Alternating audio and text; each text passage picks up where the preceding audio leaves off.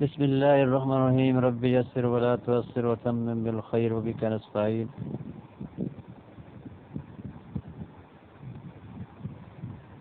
باب النذر فيما لا يملك. قال حدثنا سليمان بن حرب قال ومحمد بن عيسى قال أخبرنا حماد بن أيوب عن أبي قلابة عن أبي المهلب عن عمران بن حسين قال كانت العزباء لرجل من بني أكيل وكانت من صوابك الحاج قال فأسر.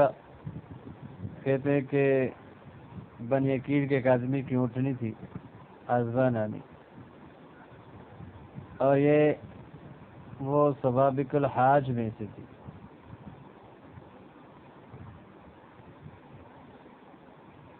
یعنی ان اونٹوں میں سے تھی کہ جو حاجیوں سے آگے نکل گئی تھی. اس آدمی کو جو ہے وہ قید کیا گیا. مسلم کے الفاظ ہیں کہ کانت ثقیف حلفاء بنی عقیل فأسرت ثقیف رجلین من اصحاب رسول. ثقیف جو ہیں یہ بنی عقیل کے خلفاء تھے، انہوں نے دو صحابہ کو جو ہے وہ قیدی بنا لیا تھا.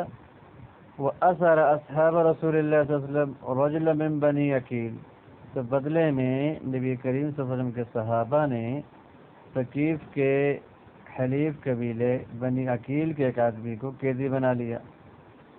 وَأَصَابُوا مَعَهُ الْعَزْبَةَ، اور اس کے ساتھ ایک اونٹنی بھی پائی. اب بات واضح ہو چکی. تو فأتى النبي صلی اللہ علیہ وسلم، تو وہ آدمی لایا گیا نبی پاک کے پاس. وَهُوَ فِي وَثَاقٍ، تو وہ بھیڑیوں میں تھا. والنبی صلی اللہ علیہ وسلم علی حمار علیہ کتیفہ، نبی پاک صلی اللہ علیہ وسلم ایک ایسے گدے پر تھے جس پہ ایک چادر ڈالی گئی تھی، کتیفہ.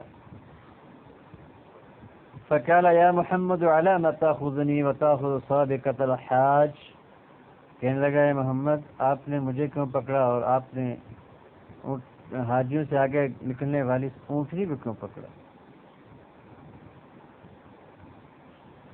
ہمارا گناہ کیا ہے؟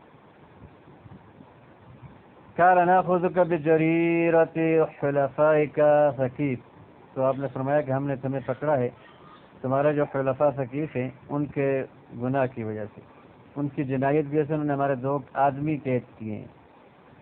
قال وکان ثقیف قد اسروا رجلین، راوی کہتے ہیں کہ حال یہ تھا کہ ثقیف نے اصحاب رسول میں سے دو آدمی قید کر لیے تھے. قال وقد قال فیما قال انا مسلم، اس نے جو بات کی تو اس نے یہ بات کی کہی کہ میں مسلمان ہوں. او قال وقد اسلم، یا اس نے کہا کہ جی میں اسلام لا چکا ہوں. فلما مضى النبی صلی اللہ علیہ وسلم، تو جب نبی پاک وہاں سے گزرے چلے تو قال ابو داود فہمت هذا میں محمد بن عیسیٰ، ابو داود کہتے کہ میں یہاں سے محمد بن عیسیٰ سے یہ بات سمجھا ہوں کہ نادا ہو یا محمد یا محمد. اس نے نبی پاک کو آواز دی اے محمد یا محمد. قال وكان النبي صلی اللہ علیہ وسلم رحیما رفیقا رقیقا، یہ پاک صلی اللہ علیہ وسلم بڑے رحیم بڑے نرم دل کے مالک تھے. فرجع الیہ فقال ما شانک، آپ نے اس کی طرف رخ موڑا اور کہا کہ کیا بات ہے؟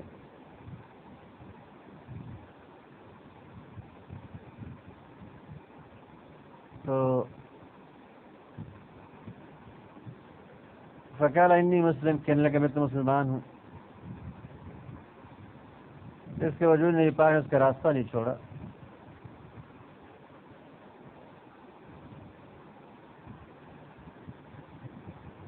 لیکن یہ کہ فدیہ میں اس کو پھر دار کفر کی طرف سے لوٹا دیا گیا تھا. یا تو اس وجہ سے کہ نبی پاک صلی اللہ علیہ وسلم اس آدمی کے جھوٹ پہ مطلع ہو چکے تھے.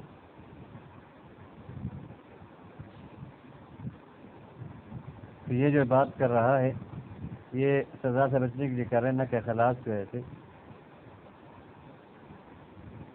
تو کیونکہ آگے لفظ آئیں گے کیا فرمائیں گے کہ یہ تو تمہاری حاجت ہے. تو نے فرمایا کہ لو قلتها وانت تملک، اگر تو یہ بات کرتا تو مالک ہوتا امرک اپنے معاملے کا، تو افلحت کل الفلاح، تو پوری فلاح پا جاتا، پورا کامیاب ہو جاتا. دنیا میں تو اخلاص کے ساتھ یہ کہتا تو غلامی سے نکل جاتا، اور آخر میں جو آگ سے بچ جاتا پورا پورا تجھے کامیابی ملتی۔ مطلب یہ کہ اگر تو کلمہ اسلام اس قید سے پہلے کہتا تو تو اپنے معاملے کا حکم کا اپنے معاملے کا مالک تھا، تو پوری کامیابی حاصل کرتا۔ اب اگر تو پہلے مسلمان تو میں ہم قید ہی نہ کرتے اور تو جو ہے وہ اسلام کے ذریعے جو ہے وہ کامیاب ہو جاتا اور قید سے بچ جاتا۔ بہرحال ابھی جو تم نے قید کے بعد جو اسلام قبول کیا ہے اس نے تمہارے اختیار کو ختم کر دیا۔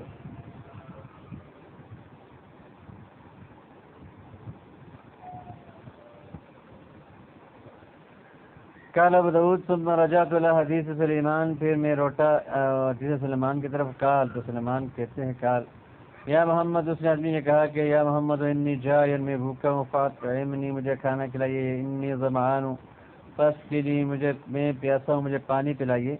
قال فقال النبی صلی اللہ علیہ وسلم هذه حاجتک، یہ تمہاری ضرورت ہے، او قال هذه حاجته، یا اپنے صحابہ کا کہ یہ اس کی حاجت ہے۔ قال وفودی الرجل بعد بالرجلین، بعد میں جو ہے یہ آدمی دو آدمی کے فدیے میں دیا گیا۔ وقال وحب رسول اللہ صلی اللہ علیہ وسلم العظباء لرحل، آپ صلی اللہ علیہ وسلم نے جو ہے وہ جو عظبہ اٹھی تھی اس کو اپنے پاس روک لیا۔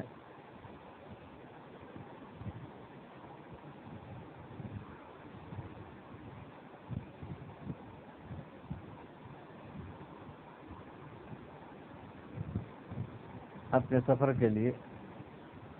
قال فاغار المشركون على صرح المدینہ، مشرکین نے مدینہ کے صرخ کہتے ہیں المال الصائم، چلنے والے جانوروں پر جو ہے شب خون مارا۔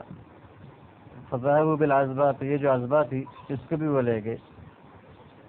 فذهبوا فيها فيما ذهبوا به بالعزباء، یہ نسخے کے اندر بھی آتا ہے نسخے کے اندر کہ جو کچھ لے گئے تو اس میں عزبہ کو بھی لے گئے۔ فلما ذهبوا بها وأسروا امرأة من المسلمین، پس جب وہ اس اونٹنی کو لے گئے اور انہوں نے ایک مسلمانوں کی عورت کو بھی قید کر لیا۔ قال کہتے ہیں راوی کہ فکانوا اذن کان اللیل یریحون ابلہم فی افنیتہم، پس جب رات ہوئی تو وہ اپنے اونٹوں کو اپنے صحنوں کے اندر آرام دینے لگے۔ قال فنوموا لیلۃ، تو وہ رات کو سلا دیے گئے، ان پر نیند ڈال دی گئی۔ وقامت المرأۃ، عورت کھڑی ہوئی، فجعلت لا تضع يدها على بعیر الا روا، تو وہ کسی بھی اونٹ پہ ہاتھ رکھتی مگر وہ جو ہے وہ آواز نکالتا۔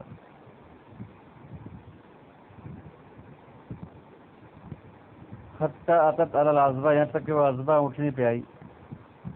قال فاتت علی ناقۃ ذلول مجرسۃ، تو وہ ایسی اونٹنی پہ آئی جو ذلول تھی، یعنی عاجز تھی اور مجرسہ تھی۔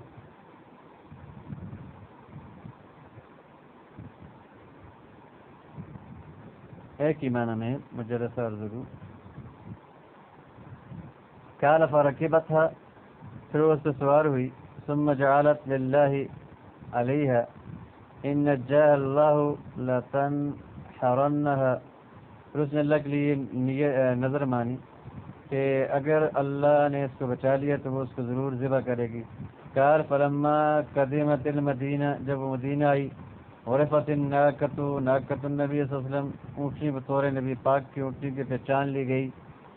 فاخبر النبی صلی اللہ علیہ وسلم بذلک، آپ کو اس کا خبر دی گئی۔ فارسل الیہا، آپ نے اس کی طرف پیغام بھیجا۔ فجیء بها، اس کو لایا گیا۔ واخبر بنظرها، اور اس نبی پاک کو اس کی نظر کے بارے میں خبر کی۔ فقال بئس ما جزتها او جزیتها ان اللہ انجاها علیها لتنفرنها، تو نے بہت برا اس کو بدلہ دیا اس اونٹنی کو کہ اگر اللہ تجھے بچا دے گا تو تم اس کو ضرور ذبح کرو گی۔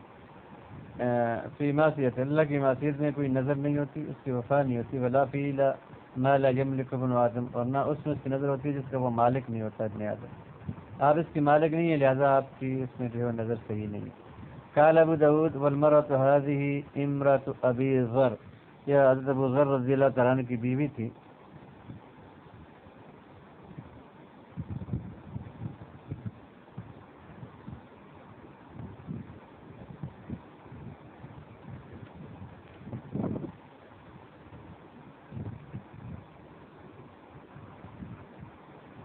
بات بالکل واضح ہے باب سے، اور سنت الباب اور حدیث الباب کے درمیان بالکل وضاحت ہے، واضح ہے۔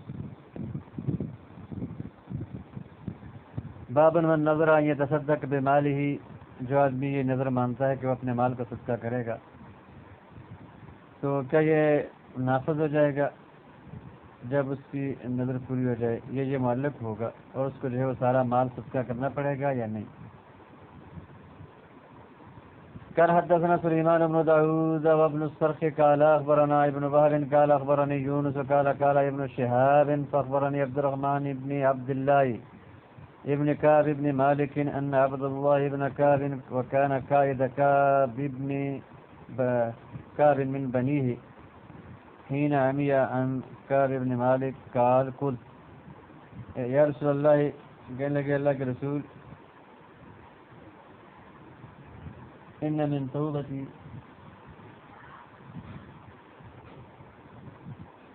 ان خلی من مالی صدقتن، یہ کعب بن مالک جو مشہور تھے غزوہ تبوک سے گئے تھے، تو کہنے لگے کہ میری توبہ یہ ہے کہ میں اپنے مال کو جو ہے وہ صدقے کے طور پہ نکالوں اللہ اور اللہ کے رسول کی طرف۔ قال رسول اللہ صلی اللہ علیہ وسلم امسک علیک بعض مالک خیر لکم، کچھ مال اپنے پاس رو کے رکھو تمہارے لیے بہتر ہے۔ قال فقلت انی امسک سہمی الذی بخیبر، خیبر میں میرا جو حصہ ہے اس کو میں اپنے پاس رو کے رکھتا ہوں۔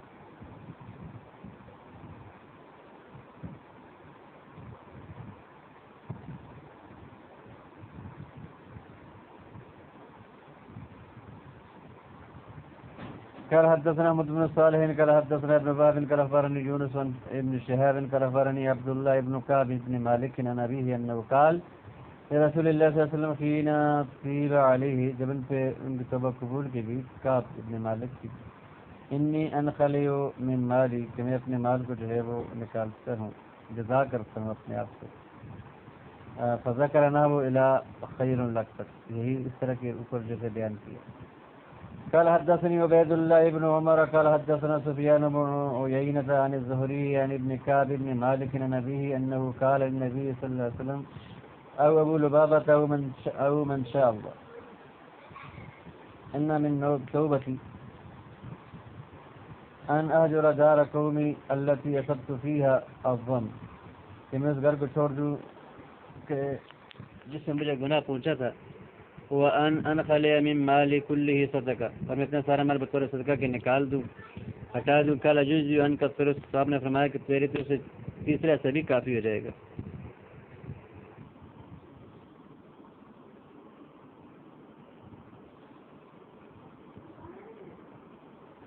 قال حدثنا محمد بن متوكل قال حدثنا عبد الرزاق قال اخبرني معمر عن الزهري قال اخبرني ابن كعب بن مالك قال كان ابو لبابة، فذكر معناه والقصة لأبي لبابة۔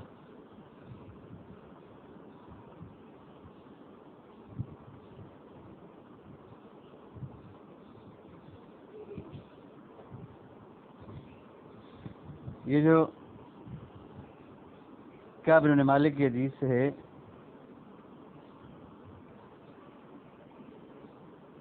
کہ انه قال النبي صلی اللہ علیہ وسلم وابو لبابہ، تو کس ابو لبابہ کے یہ انی اجر داری دار قومی التي اصبت فيها الذنب وان انخلي من مالي كله صدقه، قال جزي عنك الثلث۔ تو والقصۃ لابی لبابہ، یونس نے ابن شہاب سے، انہوں نے جو ہے وہ بنی صاحب میں سے کسی سے جو ہے وہ نقل کیا، انہوں نے ابو لبابہ سے ذکر کیا اس بات کو۔ وروا محمد بن أبو الوليد الزبيدي عن ابن شهاب فقال عن حسين بن السائب بن أبي لبابة مثله.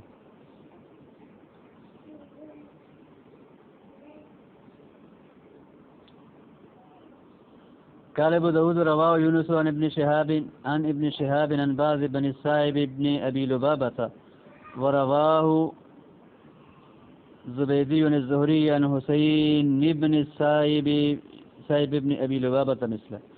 قال حدثنا محمد بن يحيى قال أخبرنا حسن بن الربيع قال حدثنا ابن إدريس قال ابن إسحاق قال حدثني الزهري عن عبد الرحمن بن عبد الله بن كعب عن أبيه عن جده في قصته قال قلت يا رسول الله إن من توبتي إلى الله أن أخرج من مالي كله إلى الله ولا رسوله صدقہ کہ کعب ابن مالک کہنے لگے کہ میرا صدقہ تو یہ ہے کہ میں کیا کروں، اپنا سارا کا سارا مال جو ہے وہ صدقہ کر دوں اللہ اور اللہ کے رسول کے لیے.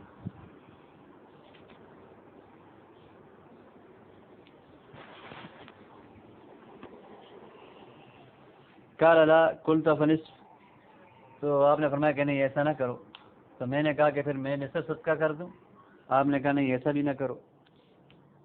قال لا قلت فالثلث، تو کیا اس کا تیسرا حصہ؟ قال، تو آپ نے فرمایا نعم جی ہاں.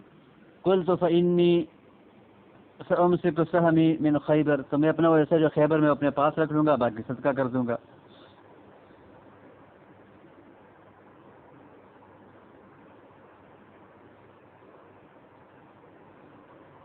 اب یہاں پر یہ ہے کہ کوئی آدمی جو ہے وہ اپنا سارا مال صدقہ کر دیتا ہے تو اس کا کیا حکم ہے؟ تو اس کے حکم کے بارے میں اختلاف ہے، 10 کے قریب اقوال ہیں. پہلا تو یہ ہے کہ اس کو جو ہے وہ ثلث لازم ہوگا صرف اس حدیث کی بنا پر، یہ بات امام مالک نے کی ہے.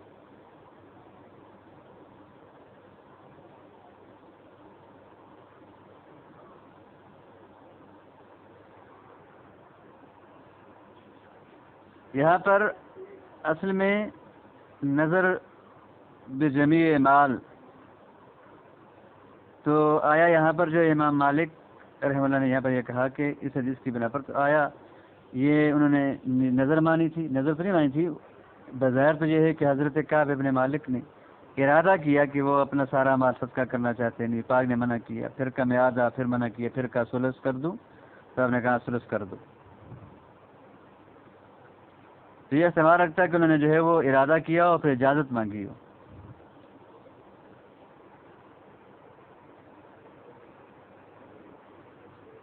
اور اکثر علماء کا یہ قول ہے کہ جب کوئی آدمی جمیع مال کا صدقے کی نیت کرے علی سبیل القربہ، تو وہ اس کو سارا صدقہ کرنا لازم ہوتا ہے.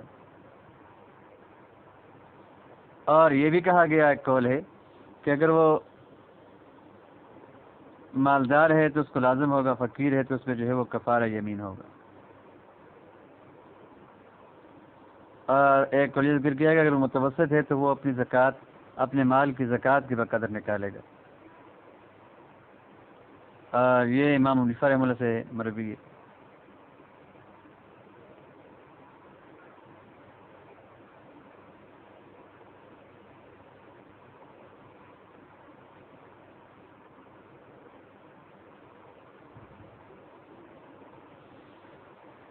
قیاس یہ ہے کہ اگر کوئی آدمی قسم کھاتا ہے صدقہ کی یہ نیت تو اس کو جو ہے وہ کفارہ یمین کافی ہو جاتا ہے.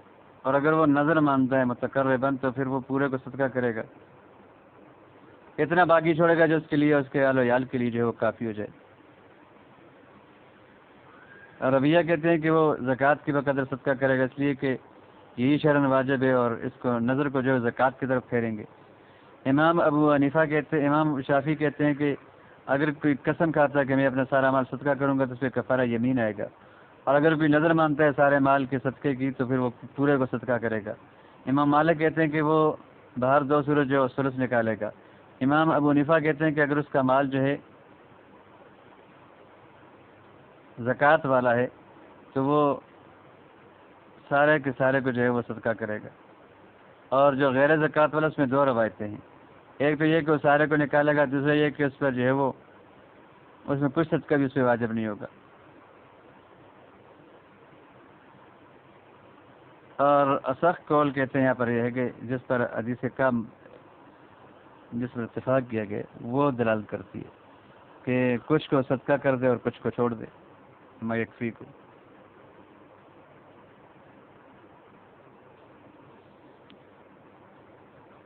البتہ کعب بن مالک کی حدیث اس بات پر ضرور دلالت کرتی ہے کہ جو آدمی جو ہے وہ اپنے جمی مال کو صدقہ کرنے کا ارادہ کرے تو اس کے لیے جائز ہے کہ وہ اپنے پاس کچھ روکے، اس کو یہ لازم نہیں ہے کہ وہ پورا کا پورا ہی دے دے، اس لیے کہ تصدق بجمی المال مختلف احوال سے مختلف ہوتا ہے۔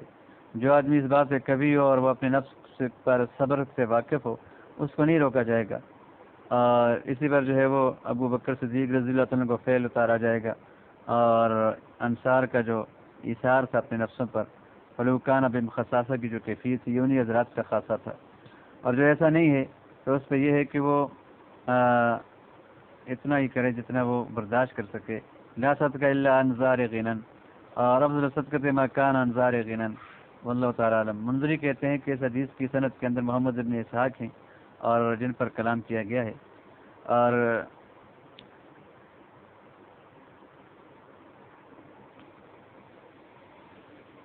تو بہرحال کوئی آدمی اگر پورے مال کو صدقہ کرنے کی نیت کرتا ہے تو کیا ہوگا، اس کے بارے میں کیا بات ہو چکی۔ قال حدثنا باب نظر الجاہلیت ثم ادرک الاسلام، نظر الجاہلیت ثم، ایک آدمی نے جو ہے وہ جاہلیت کے اندر نظر مانی اور پھر وہ مسلمان ہو گیا پوری کرنے سے پہلے پہلے۔ قال حدثنا احمد بن حنبل قال اخبرنا يحيى عن عبيد الله قال حدثني نافع عن ابن عمر انه قال يا رسول الله اني نظرت في الجاهليه ان اعتكف في المسجد الحرام ليله، کہ میں نے نظر مانی ہے جاہلیت کے اندر کہ میں مسجد حرام میں رات کو اعتکاف کروں گا۔ فقال النبی صلی اللہ علیہ وسلم اوفی بنظرک، آپ نے کہا کہ اپنی نظر کو جو ہے وہ پورا کر دو، یعنی میں نے اس حال کے اندر کہ جب میں جاہلیت میں تھا قبل اسلام میں اللہ اور اللہ کے رسول اور اس کے دین کی شریعت سے جو ہے ناواقف تھا، جاہل تھا، میں نے اس وقت یہ نظر مانی تھی۔ ابن ماجہ کے الفاظ ہے نظر تو نظرا فی الجاہلیت فسألت النبی صلی اللہ علیہ وسلم بعدما اسلمت فامرنی ان اوفی بنظری، تو مجھے حکم دیا کہ میں جو ہے وہ اپنی نظر کو پورا کروں۔ اعتکاف کی نظر مانی تھی مسجد حرام کے اندر، یعنی کعبہ کے ارد گرد کا جو علاقہ ہے وہ مسجد حرام کا ہے، اور اس وقت تو وہاں دیوار نہیں تھی جو اس کو گھیرے ہوتی، اور رات کو، اور جس روایت کے اندر یوم آیا ہے تو وہ اس کے معارض نہیں ہے، اس لیے کہ یوم جو ہے یہ مطلق زمانے پر بھی بولا جاتا ہے خواہ دن ہو یا رات ہو، یا یہ کہ نظر تو دن اور رات دونوں کی تھی لیکن کہیں رات کا ذکر کیا کہیں دن کا ذکر کیا، ایک کے ذکر کر کے دوسرے سے اکتفا کر لیا گیا۔ اور یوم کی جو روایت ہے یعنی بلیلتہ ہی، رات کے ساتھ، اور جو رات کی روایت ہے یعنی ما یوم یا دن کے ساتھ۔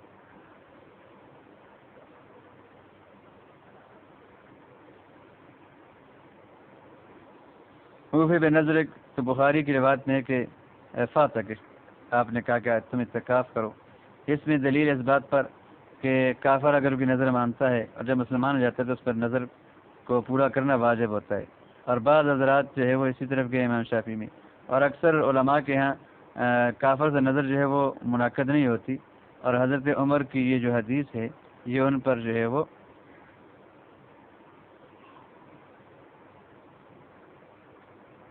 حجت ہے۔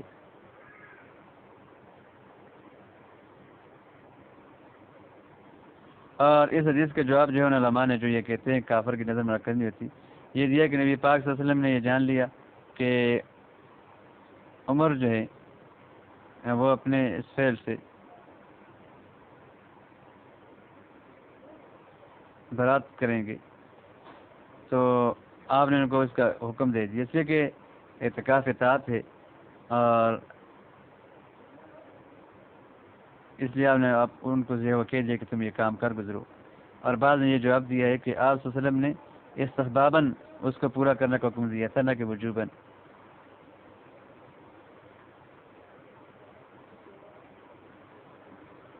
منظری کہتے ہیں کہ بخاری، مسلم اور ترمذی اور نسائی اور ابن ماجہ نے اس حدیث کی تخریج کی ہے، اور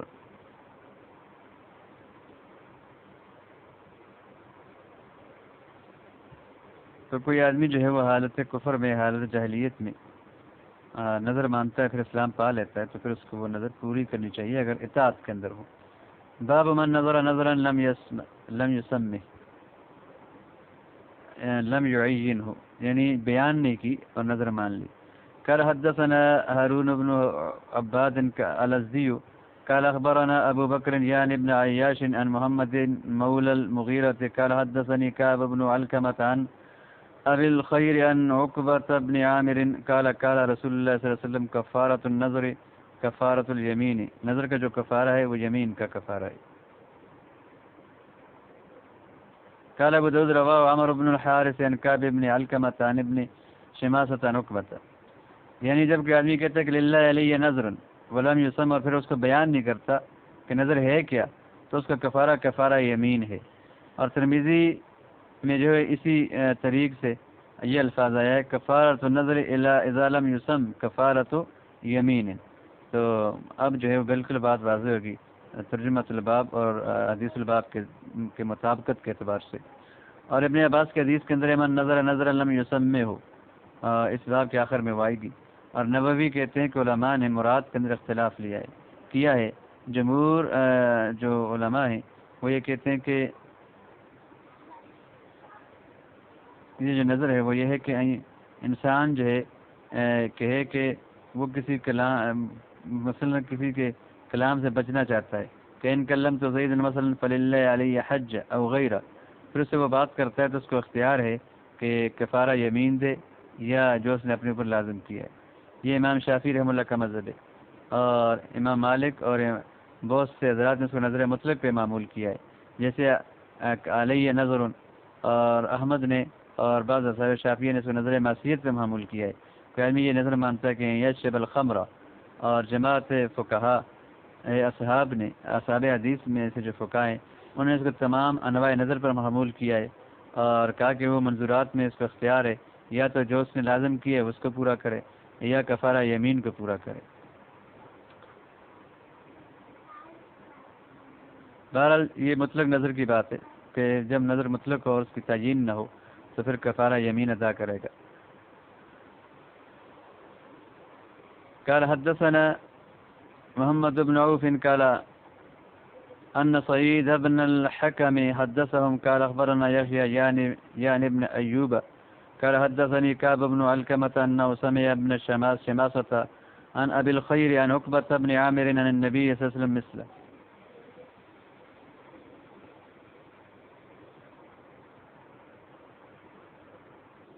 باب لغو الیمین، یمین لغو کے بارے میں. یمین لغو کی تحدید میں علماء نے اختلاف کیا ہے کہ اس سے کیا مراد ہے. جمہور یہ کہتے ہیں کہ یمین لغو یہ ہے کہ کوئی آدمی ماضی یا حال کے بارے میں اس گمان پر کہ مخبر بھی ویسی ہے جیسے کسی کو خبر دے رہا ہے قسم کھاتا ہے. مثال کے طور پر ایک آدمی نے زید سے حقیقت میں بات نہیں کی لیکن اس کے ذہن میں یہ کہ میں نے زید سے بات کی ہے تو وہ کہتے ہیں کہ جی واللہ کلم تو زیدن، اور حال یہ کہ اس نے زید سے بات نہیں کی تھی اور وہ یہ کہہ دیتا ہے کہ میں نے زید سے بات کی ہے. یا اس نے زید سے بات نہیں کی حقیقت میں لیکن اس کے گمان میں یہ کہ میں نے زید سے بات کی ہے اور وہ کہتے ہیں کہ جی واللہ کلم تو زیدن، میں نے زید سے بات کی ہے.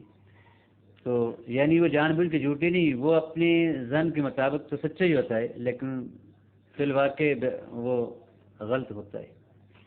اور یا مثال کے طور پہ وہ ایک پرندے کو دیکھتا ہے اور سمجھتا ہے کہ یہ پرندہ جو ہے وہ غراب ہے، کب ہے اور وہ کب نہیں ہوتا، کہتے ہیں کہ واللہ ان ھذا الطاہر لغراب، اور وہ غراب کی وجہ کوئی اور نکلاتے ہے، وہ حمام ہوتا ہے اس کا. اور امام شافعی کہتے ہیں کہ یمین لغو وہ ہے کہ جو ما لم تنعقد علیہ النیہ، جس پر نیت کا انعقاد نہ ہو. یعنی آپ اس پہ اس طرح کہہ سکتے ہیں کہ یمین لغو ہے کہ جس کی طرف زبان سبقت کر جائے اس کے لفظ کی طرف، اس کے معنی کی نیت اور ارادہ کیے بغیر. جیسے بعض لوگوں کا تکیہ کلام ہوتا ہے کہ وہ بار بار جو ہے وہ اپنی واللہ باللہ تاللہ کہتے رہتے ہیں اپنی باتوں پر.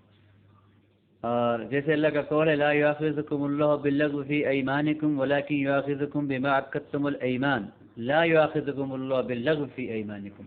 لیکن جو جان بوجھ کے تو مطلب یمین لغو کہ جو جان بوجھ کے نہ ہو، جس میں نیت نہ ہو، ارادہ نہ ہو۔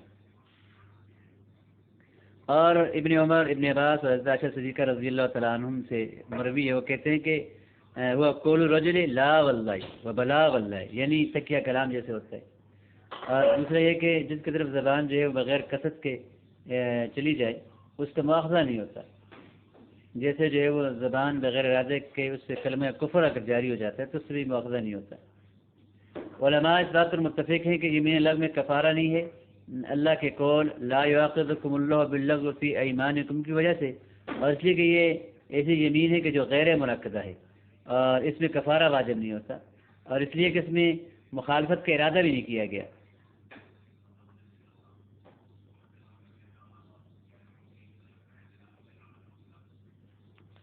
تو بہرحال یمین لفظ کے بارے میں مختلف اقوال ہیں۔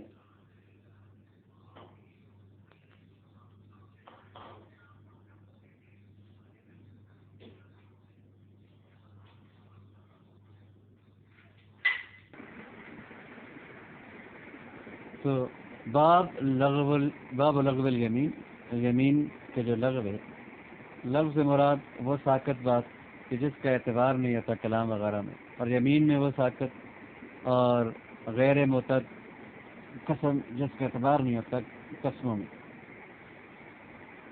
اس سے بات ہو چکی ہے۔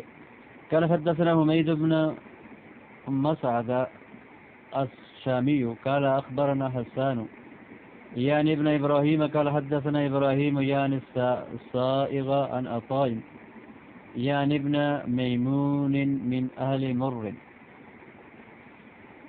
وقتله ابو مسلم يعني الصائغ عن عطاء في اللغو في اليمين قالت عائشة رضي الله تعالى عنها إن رسول الله صلى الله عليه وسلم قال هو كلام رجل في بيته كلا والله وبلا والله۔ اپنے گھر کے اندر بھی آدمی ایسی باتیں کرتا ہے، یعنی اس کی جو ہے وہ تکیہ کلام بن جاتا ہے، قسم کے الفاظ بولتا رہتا ہے اور اس کا ارادہ قسم کا نہیں ہوتا، اور یہ چیز جو ہے یہ الفاظ اس کے جو ہے وہ دل سے صادر نہیں ہوتے اور اس کی زبان پہ جاری ہو جاتے ہیں اور اس کا ارادہ نہیں ہوتا، یہ بطور عادت کے ہوتے ہیں۔ اس سے دلیل اس بات پر ہے کہ یمین لغو جو ہے مالا یکون عن قصد حلف، جو قسم کے ارادے سے نہ ہو اور زبان پہ بغیر ارادہ ایک قسم کی جاری ہو جائے۔ اس کی اور بھی بہت سی تفسیریں جو میں نے اس سے پہلے بیان کر چکی، اور امام شافعی نے یہی تفسیر بیان کی۔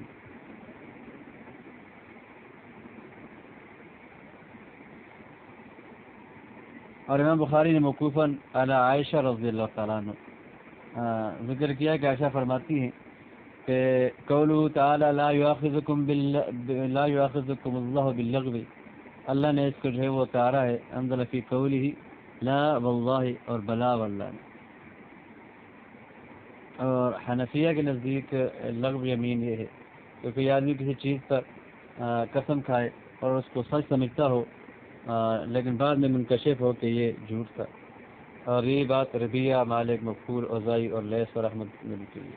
لیکن احناف کے ہاں یہ لا واللہ بلا واللہ یہ بھی اسی میں سے ہے۔ احناف نے اس کو جو ہے وہ خاص نہیں کیا لا واللہ بلا واللہ، یہ عادتاً جو ہے وہ جو الفاظ کیے جاتے ہیں، بلکہ ایسی قسم ماضی حال کے بارے میں کہ آدمی اپنے آپ کو سچا سمجھے اور وہ جھوٹا ہو، یا جھوٹا یا اپنے آپ کو جو ہے وہ تو جان بوجھ کے جھوٹ نہ بول رہا ہو، اس کے زمان ہو یہ کہ ایسا ہوا ہے لیکن ایسا ہوا نہ ہو۔ اس کی تفسیر جو ہے وہ میں اس سے پہلے باب کے شروع کرنے سے پہلے بیان کر چکا ہوں۔ قال ابو داود روا هذا الحديث داود بن ابي الفرات عن ابراهيم صائغ موقوف على عائشة، وكذلك رواه الزهري عن وعبد الملك بن ابي سليمان ومالك بن مغول كلهم عن عطاء عن عائشة موقوفا۔ باب في من حلف على طعام لا ياكل، جو آدمی کھانے پہ قسم کھاتا ہے کہ وہ اس کو نہیں کھائے گا اور اس کے بعد جو ہے اس نے وہ کھانا کھا لیا تو کیا وہ کفارہ دے گا یا نہیں دے گا؟ قال حدثنا محمد بن هشام قال حدثنا اسماعیل عن الجريري عن ابي عثمان عن ابي السليل عنه عن عبد الرحمن بن ابي بکر قال نظر بنا اضياف لنا، ہمارے کچھ مہمان آئے، وكان ابو بکر يتحدث عند رسول اللہ صلی اللہ علیہ وسلم، اور نبی پاک جو ہیں باللیل رات کے وقت نبی کریم کے پاس بیٹھے باتیں کر رہے تھے، اور عبد الرحمن ابو بکر کہتے ہیں کہ ہمارے گھر مہمان آ گئے تھے، اور میرے ابو جو ہیں ابو بکر جو ہیں وہ نبی پاک کے پاس بیٹھے تھے۔ فقال لا ارجعن الیک حتى تفرغ من ضیافت هؤلاء ومن کراهم فأتاهم بکراهم فقالوا لا نطعمه حتى يأتي ابو بکر۔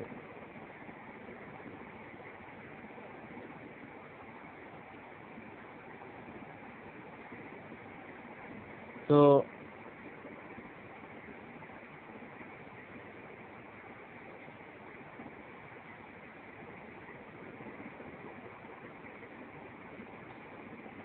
یہ ابو بکر صدیق کے پاس گئے ہوں گے، انہوں نے کہا ہوگا کہ جی مہمان ہے، تو انہوں نے کہا کہ میں تمہارے پاس نہیں آؤں گا یہاں تک کہ تو جو ہے وہ ضیافت ان لوگوں کی ضیافت سے فارغ ہو جائے اور ان کی مہمان نوازی سے۔ فاتاہم بکراہم فقالوا، تو کہتے ہیں کہ میں ان کے پاس جو ہے ان کی مہمان نوازی جو کھانے پینے کی چیزیں وہ لے آیا، تو وہ کہنے لگے کہ ہم جو اس کو نہیں چکھیں گے یہاں تک کہ ابو بکر آ جائیں۔ فجا، تو پھر وہ گئے، فقال ما فعل اضیافکم افرغتم من کراہم، تم نے جو ہے وہ اپنے مہمانوں کے ساتھ کیا کیا، کیا تم ان کی مہمان نوازی سے فارغ ہو گئے؟ قالوا،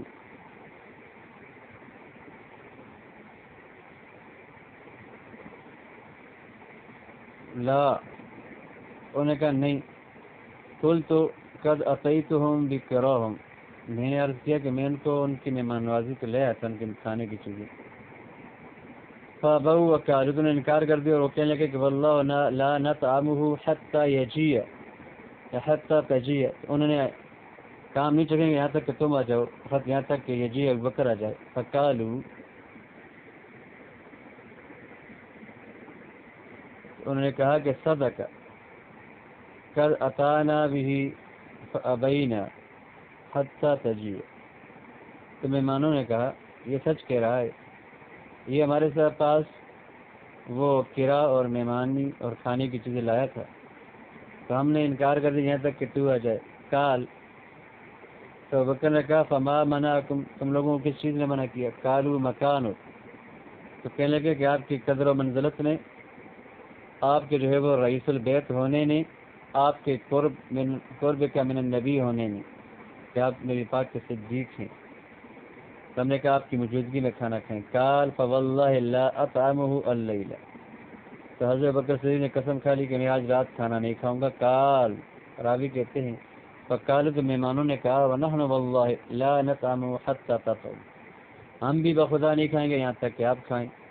قال ما رأیت فی الشر کاللیلۃ قط، راوی کہتے کہ میں نے آج کی رات کی طرح کبھی کوئی رات شر میں نہیں دیکھی تھی۔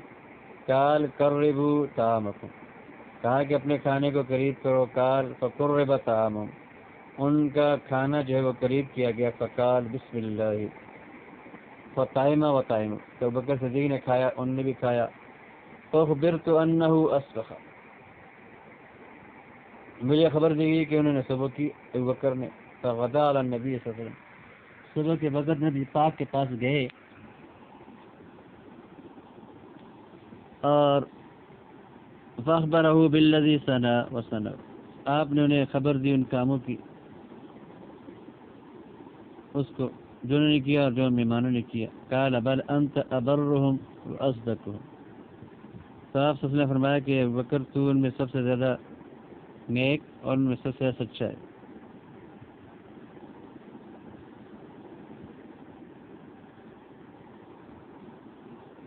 مسلم کی روایت کے اندر الفاظ ہیں کہ فلما اصبح غدا علی النبی صلی اللہ علیہ وسلم فقال یا رسول اللہ برو و خانس و حنس، ان کی قسم تو پوری ہوگی لیکن میں تو خانس ہوگی۔ قال فاخبره فقال بل انت برهم واخيرهم، مانا یہ ہے کہ وہ اپنی قسم میں بری ہوئے ہیں اور میں اپنی قسم میں جو ہے وہ خانس ہو گیا ہوں۔ پھر پاک نے کہا کہ تم ان سے زیادہ جو ہے وہ زیادات کرنے والے ان سے زیادہ بہتر ہو اور سچے ہو، اس لیے کہ آپ اپنی قسم میں جو ہے وہ جو خانس ہوئے ہو، تو یہ مستحب کام تھا کہ آپ نے مہمانوں کے کھانے کے لیے یہ کام کیا، آپ نے افضل کام کیا۔ منذری کہتے ہیں کہ اس حدیث کو بخاری نے مسلم نے اس سے بھی تام صورت کے اندر نقل کیا ہے. قال حدثنا ابن المثنى قال اخبرنا سالم بن نوح قال ابو عبد الاعلى من الجريري عن ابي عثمان عن عبد الرحمن بن ابي بكر بهذا الحديث نابه زاد عن سالم في حديثه قال ولم يبلغني كفارہ. مجھے کفارے کی بات تھی، پوچھی کہ کفارہ دیا کہ نہیں دیا. بہرحال عدم علم عدم وجود کی دلیل نہیں ہوتا کہ کفارے کی خبر نہیں پہنچی کہ انہوں نے جو ہے وہ سن سے پہلے کفارہ دیا کہ نہیں دیا. لیکن وجوب کفارہ اس میں اختلاف نہیں ہے نبی پاک کے اس قول کی وجہ سے. من حلف على يمين فارى غيرها خيرا منها فليات الذي هو خير وكفر عن يمين. تو کفارہ تو دینا ہی پڑتا ہے. اور عین مسئلہ میں جو ہے وہ اللہ کے قول ولکن یؤاخذکم بما عقدتم الایمان فکفارته اطعام. تو یہ بھی جو ہے وہ دلیل اس بات کی ہے کہ کفارت حضرت بکر صدیق پہ آیا، لیکن بہرحال بہتر کام یہ تھا کہ وہ کھانا کھائیں. تو انہوں نے کھانا کھایا، قسم توڑی تاکہ مہمان بھی کھائیں، اور اس طرح اس کا کفارہ بھی ادا کیا ہوگا یقیناً. واللہ تعالی اعلم بالصواب وما علینا الا البلاغ.